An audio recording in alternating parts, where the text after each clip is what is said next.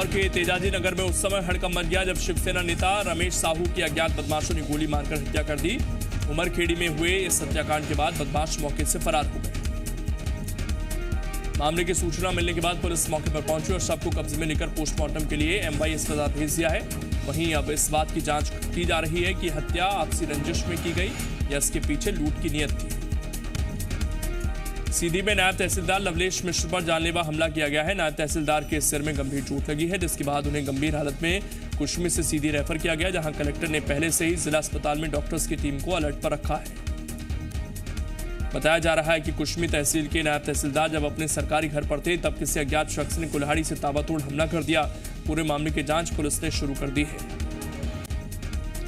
आय से अधिक संपत्ति के मामले में खनिज अधिकारी प्रदीप खन्ना पर इंदौर में लोकायुक्त की कार्रवाई जारी है। आज लोकायुक्त की टीम प्रदीप खन्ना के बाईपास स्थित 3 मंजिला बंगले को खोलकर सर्चिंग करेगी। इसके साथ ही लोकायुक्त ने बैंकों से प्रदीप खन्ना और उनके रिश्तेदारों के अकाउंट की जानकारी मांगी है। आपको बता दें कि कल सुबह लोकायुक्त की टीम ने सुबह के वक्त प्रदीप खन्ना के इंदौर और भोपाल स्थित ठिकानों पर छापा मारा था, जिसके बाद भोपाल के घर से लाखों की संपत्ति और कैश जब्त किया गया था। इंदौर पुलिस ने एक फर्जी विधायक को गिरफ्तार किया है। आरोप है कि आनंद पुरोहित नाम के शख्स ने विधायक रमेश मेंदुला के नाम से बॉम्बे हॉस्पिटल के ज्वाइंट डायरेक्टर को फोन किया और एक मरीज के इलाज के लिए दबाव बनाया। अस्पताल प्रबंधन को जब शक हुआ तो उन्होंने विधायक रमेश मेंदुला को पूरा मामला बताया, जिसके बाद विधायक रमेश मेंदुला ने पुलिस से शिकायत की। मामले की गंभीरता को देखते हुए पुलिस एक्शन में आई और आरोपी को नंदानगर से गिरफ्तार कर लिया गया। अंबिकापुर के एक पुलिसकर्मी का वीडियो इन दिनों सोशल मीडिया पर जमकर वायरल हो रहा है, जिसमें तत्कालीन यातायात प्रभारी दिलबाग सिंह खुद को कोरोना पॉजिटिव बताते हुए वरिष्ठ अधिकारियों पर परेशान करने का आरोप लगा रहे हैं। हालांकि वायरल वीडियो की पुष्टि जी मीडिया नहीं करता। टीआई दिलबाग सिंह ने डीजीपी के नाम संदेश देते हुए अपना दर्द बयां किया। दिलबाग सिंह का कहना है कि कोरोना से लड़ाई के लिए जो प्रशस्ति पत्र उन्हें 15 अगस्त को मिलना चाहिए था, वो आज कोरोना पॉजिटिव होकर मिल रहा है।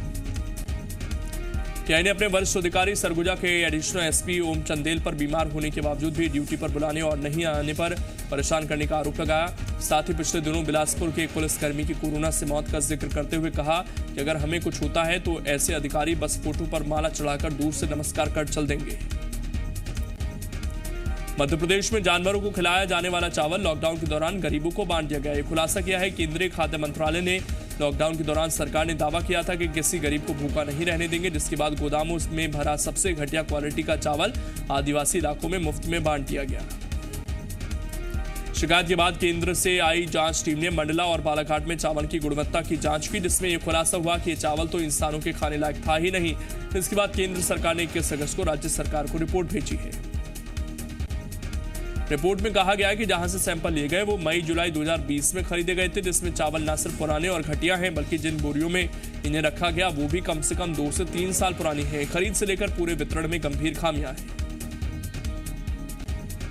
इसके साथ ही पूरी प्रक्रिया में शामिल अधिकारियों कर्मचारियों पर कार्रवाई करने की बात भी कही गई है और खाद्यान्न की आपूर्ति करने वाले राइस मिलर्स को तत्काल ब्लैकलिस्ट करने को कहा गया है। केंद्र सरकार के लेटर पर एमपी के खाद्य एवं नागरिक आपूर्ति मंत्री बिसाहुलाल सिंह ने कहा कि अभी तक ऐसे लेटर की जानकारी नहीं है। अगर केंद्र सरकार ने निर्देशित किया तो दोषियों पर कार्रवाई जरूर होगी।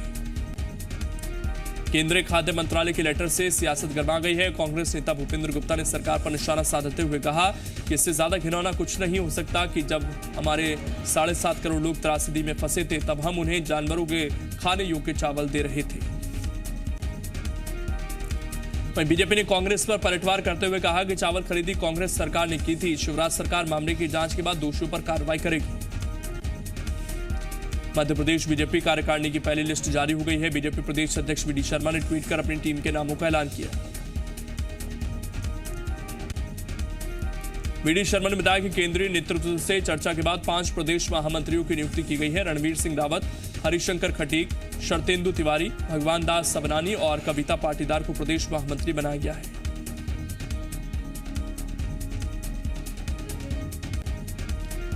सीएम शिवराज सिंह ने एमपी बीजेपी के सभी नवनियुक्त महामंत्रियों को बधाई दी और उन्होंने कहा कि सभी लोग संगठन को और ज्यादा मजबूत करेंगे।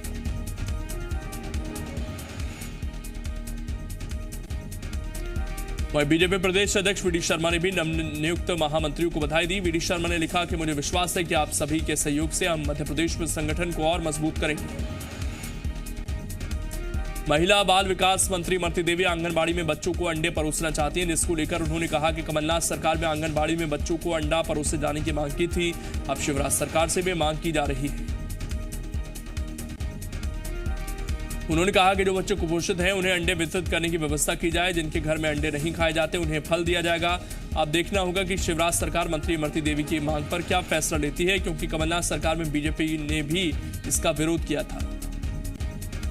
सिवनी में भारी बारिश में करोड़ों की लागत से बन रहे 2 पुलों के बह जाने के मामले में अधिकारियों पर गाज गिरी है। इस मामले में सरकार ने प्रधानमंत्री ग्रामीण सड़क योजना के महाप्रबंधक जेपी मेहरा, सहायक प्रबंधक एसके अग्रवाल को निलंबित कर दिया है। साथ ही ब्रिज का सुपरविजन करने वाले जल संसाधन विभाग के सहायक यंत्री को भी सस्पेंड कर दिया गया है। अगले आदेश तक विनीत श्रीवास्तव को परियोजना का प्रभार दिया गया है। शिवराज सरकार के एक और मंत्री कोरोना की चपेट में आ गए हैं। पीएचई राज्य मंत्री बृजेंद्र यादव की कोरोना रिपोर्ट पॉजिटिव आई है। मंत्री बृजेंद्र यादव ने ट्वीट कर इसकी जानकारी दी। मध्य प्रदेश में कोरोना का विस्फोट थमने का नाम नहीं ले रहा है। पहले 500 से ज्यादा नए मरीज मिलते थे, फिर 1000 से ज्यादा नए मरीज मिलने लगे और अब पिछले कुछ दिनों से 1500 से ज्यादा नए मरीज मिल रहे हैं। प्रदेश में कल 1525 नए मरीज मिले। कल कोरोना से 32 लोगों की मौत हुई। प्रदेश में अब तक 1426 लोग इस महामारी से अपनी जान गंवा चुके हैं। नए मरीजों की बात करें तो इंदौर से 258, ग्वालियर से 206, भोपाल से 199 और जबलपुर से 129 नए मरीज मिले हैं। राहत की बात यह है कि कल 1335 मरीज ठीक होकर अपने घर लौटे।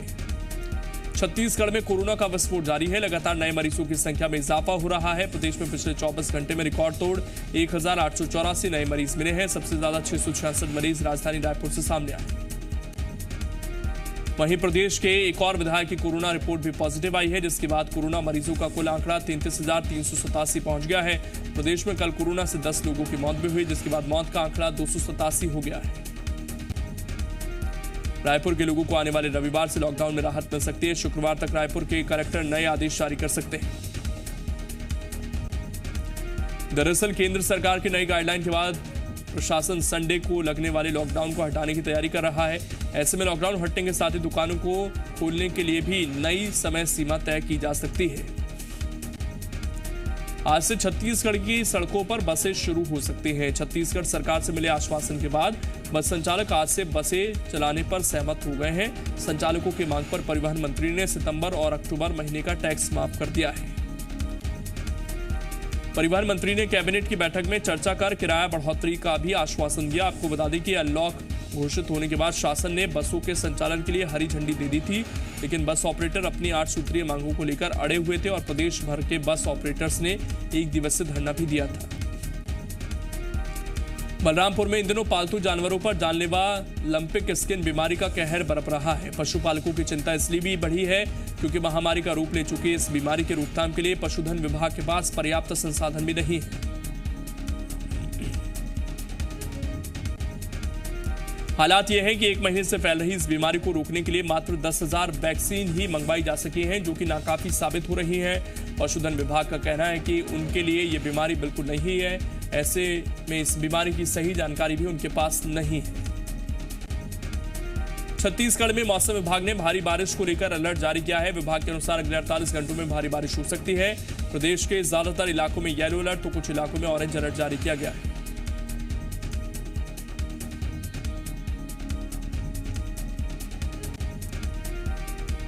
मौसम विभाग ने कुछ स्थानों पर आकाशीय बिजली गिरने की भी संभावना जताई है। जसपुर, सूरजपुर, मुंगेली, बलौदाबाजार, महासमुंद, कोरगा, जांजगीर चांपा और बिलासपुर में भारी बारिश का येलो अलर्ट जारी किया गया है।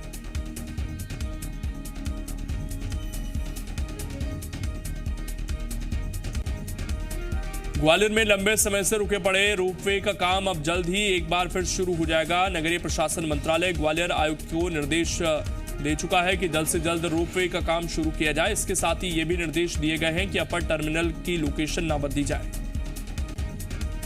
गौरतलब है कि सांसद विवेक नारायण शेजवलकर के पत्र लिखने के बाद नगरीय प्रशासन मंत्रालय ने कार्रवाई करने के निर्देश दिए हैं। आपको बता दें कि रोपवे निर्माण का प्रोजेक्ट 2008 में शुरू हुआ था। नीचे बनने वाले टर्मिनल का बेस भी तैयार हो गया, लेकिन अपर टर्मिनल को लेकर अड़चन थी।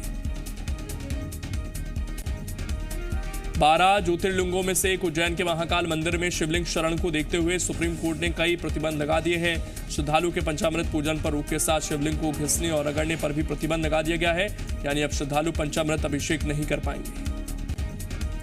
सरकारी पूजन में ही पंचामृत अभिषेक हो सकेगा। श्रद्धालु केवल दूध और जल ही चढ़ा पाएंगे। सुप्रीम कोर्ट ने महाकाल मंदिर प्रबंधन समिति को आदेश दिया कि शरण रोकने के उपाय तत्काल लागू किए जाएं। महाकाल मंदिर में होने वाले निर्माण कार्य अब IIT रुड़की की भवन निर्माण संरचना तय करने वाली एजेंसी की देखरेख में होगा।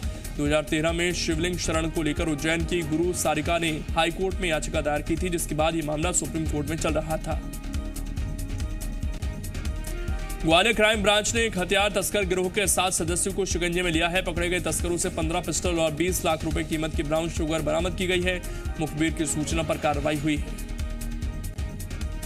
बैतूल में स्वास्थ्य विभाग की लापरवाही तो वहीं पुलिस का मानवीय चेहरा देखने को मिला। एक चौराहे पर घंटों लावारिस शव पड़ा रहा, लेकिन उसे उठाने के लिए स्वास्थ्य विभाग की टीम नहीं पहुंची। अन्य लोग भी कोरोना के डर के वजह से पास जाने से डर रहे थे।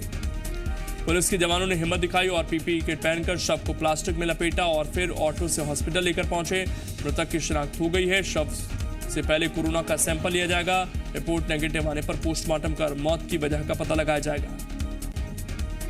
छतरपुर में बढ़ते हुए बिजली बिल को लेकर कांग्रेस के सेवा दल का अनोखा प्रदर्शन। सेवा दल कार्यकर्ता विद्युत विभाग के कार्यालय पहुंचे, अधिकारियों और कर्मचारियों की पूजा की और नारियल फोड़कर उन्हें प्रसाद भी बांटा। सेवा दल का कहना है कि कोरोना काल के बावजूद मध्य प्रदेश सरकार का बिजली विभाग लोगों को बिजली के बढ़ते हुए बिल दे रहा है, जिससे लोग परेशान हैं। यदि लोगों को सही बिल नहीं दिए गए तो आने वाले दिनों में यह बड़ा आंदोलन होगा। सागर जिले के सुर्खी विधानसभा क्षेत्र में 2 से 11 सितंबर तक रामशिला पूजन यात्राएं निकलेंगी। इसके बाद इनको विधि विधान से अयोध्या मंदिर के लिए पहुंचाया जाएगा। इसको लेकर परिवहन मंत्री गोविंद सिंह राजपूत और सुर्खी विधानसभा क्षेत्र के प्रभारी आलोक संजर ने पत्रकारों से बातचीत की। गोविंद सिंह राजपूत ने कहा कि भव्य मंदिर में सुर्खी विधानसभा का भी प्रतिनिधित्व हो सके, इसके लिए क्षेत्र में 5 रथ यात्राएं निकाली जा रही हैं, जिसे रामशिला पूजन कार्यक्रम नाम दिया गया है। इन रथों में शिलाएं विराजमान रहेंगी जो सुर्खी विधानसभा के प्रत्येक गांव में पहुंचेंगी। यह आयोजन मेरे लिए सौभाग्य का विषय है। चीन ने फिर लद्दाख में घुसपैठ की कोशिश की। भारत के विदेश मंत्रालय ने बयान जारी कर कहा कि चीन के सैनिक पेंगोंग झील के दक्षिण किनारे में फिर घुसने की कोशिश कर रहे हैं, लेकिन भारतीय सेना की सख्त चेतावनी के बाद लौट गए। सोमवार को चीन को उकसाने वाली घटना तब हुई जब लद्दाख के चुशूल में 31 अक्टूबर को भारत और चीन के सैन्य अधिकारियों के बीच बातचीत चल रही थी। भारत ने चीन को अपने सैनिकों का अनुशासन और नियंत्रण में रखने को कहा। भारत ने पेंगोंग झील के दक्षिणी किनारे पर अपनी मौजूदगी को और मजबूत कर लिया है। रक्षा मंत्री राजनाथ सिंह के साथ हुई सेना की बैठक में तय किया गया कि चीन की हिमाकतों का जवाब देने के लिए भारत LAC के पास सभी संवेदनशील इलाकों में आक्रामक रुख बरकरार रखेगा। लद्दाख में तनाव कम करने के लिए भारत और चीन के सैन्य अधिकारियों के बीच कल की बातचीत बेनतीजा रही। ब्रिगेडियर कमांडर स्तर की बातचीत लद्दाख के चुशूल में भारतीय इलाके में हुई थी।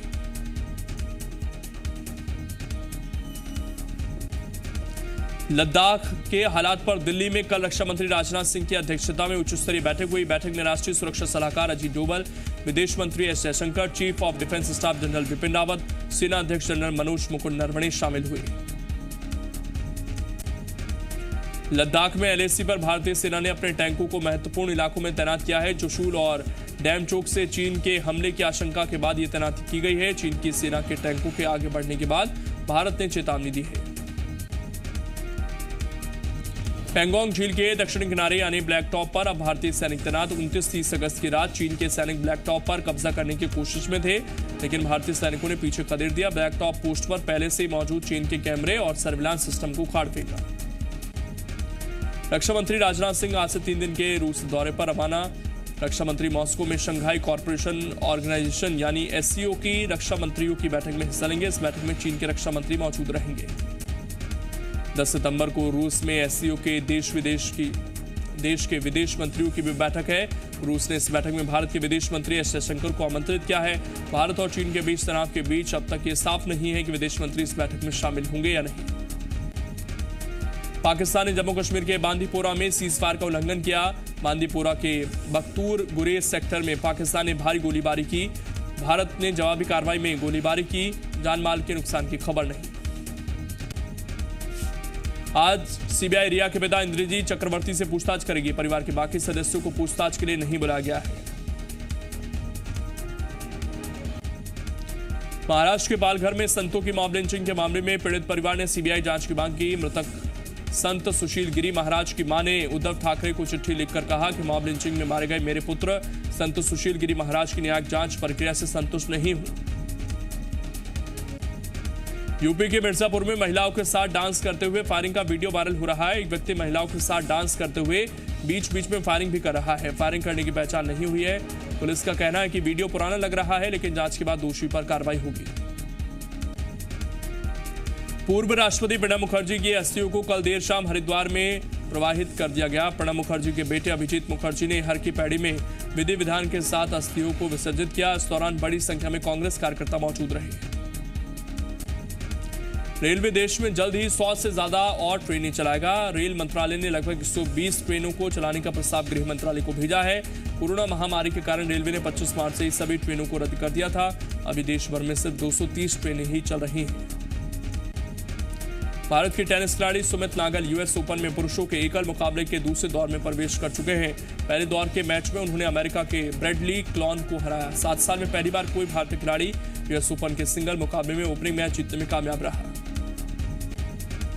फ्रांस की पत्रिका चार्ली हेब्दो एक बार फिर पैगंबर मोहम्मद का कार्टून प्रकाशित करेगी। पत्रिका के डायरेक्टर ने संपादकीय में लिखा है कि हम कभी झुकेंगे नहीं, कभी हार नहीं मानेंगे। जनवरी 2015 में चार्ली हेब्दो के कार्यालय पर हुए आतंकवादी हमले में 17 लोगों की मौत हो गई थी। आरोपी 13 पुरुषों और 1 महिला के खिलाफ आज से सुनवाई शुरू होनी है। इस्लामाबाद हाईकोर्ट ने पाकिस्तान के पूर्व प्रधानमंत्री नवाज शरीफ को 10 सितंबर तक सरेंडर करने का आखिरी मौका दिया है। शरीफ के वकील ने कहा कि पूर्व प्रधानमंत्री की तबीयत ऐसी नहीं कि वो पाकिस्तान वापस न आए। इस्लामाबाद हाईकोर्ट अब नवाज शरीफ की सजा पर फैसला भी 10 सितंबर को करेगा। फ्रांस की राजधानी पेरिस में आज से स्कूल खुल रहे हैं। फ्रांस में करीब 1 करोड़ से ज्यादा बच्चे स्कूल में आज से पढ़ाई शुरू करेंगे। छात्रों को स्कूल में मास्क लगाना अनिवार्य किया गया है।